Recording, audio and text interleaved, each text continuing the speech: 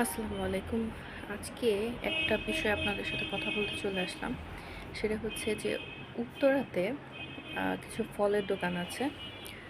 আমি সেক্টরের কথাটা মেনশন না করি। প্রত্যেকটা সেক্টরেই তো আলাদা, আলাদা আপনার ফলের দোকান থাকে। তার মধ্যে উত্তরাতে যে একটা ফলের দোকানের কথা বলছি, সেখানে একজন ক্রেতা তরমুজের দাম যেহেতু রমজান মাস সবাই একটু সারাদিন রোজা রেখে একটু ঠান্ডা কিছু খেতে চায়।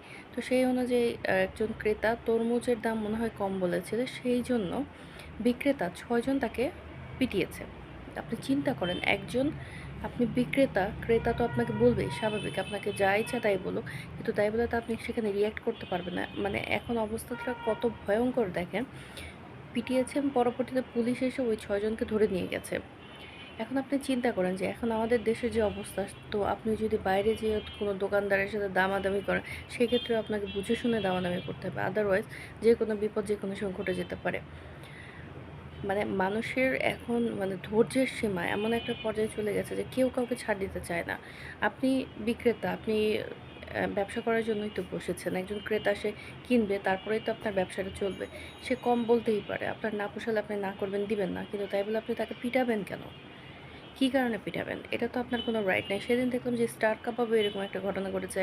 এক কাস্টমার হয়তোবা কোনো ওয়েটারের সাথে খারাপ ব্যবহার করেছে। মেক্সিমাম ওয়েটার মিলে তাদের মানে তাকে পিটাচ্ছে, এরকম একটা ভিডিও ভাইরাল হয়েছে দেখলাম। মানে স্বাভাবিক আপনার কাছে কাস্টমার, তাহলে মানুষ এখন কোথায় যাবে?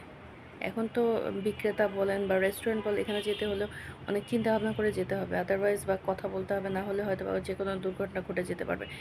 কাজেই আপনারা সবাই একটু সাবধান থাকবেন, যেহেতু এখনকার সময়টা খুবই খারাপ।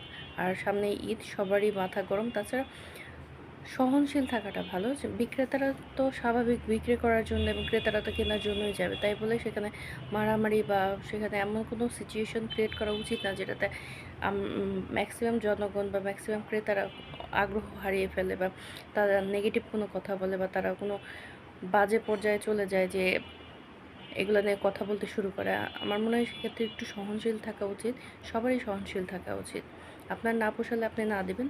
তাই বলে মানুষের সাথে খারাপ ব্যবহারের অধিকার কিন্তু করার অধিকার আপনাকে দেওয়া হয়নি। আশা করি সবাই ভালো থাকবেন। ধন্যবাদ সবাইকে।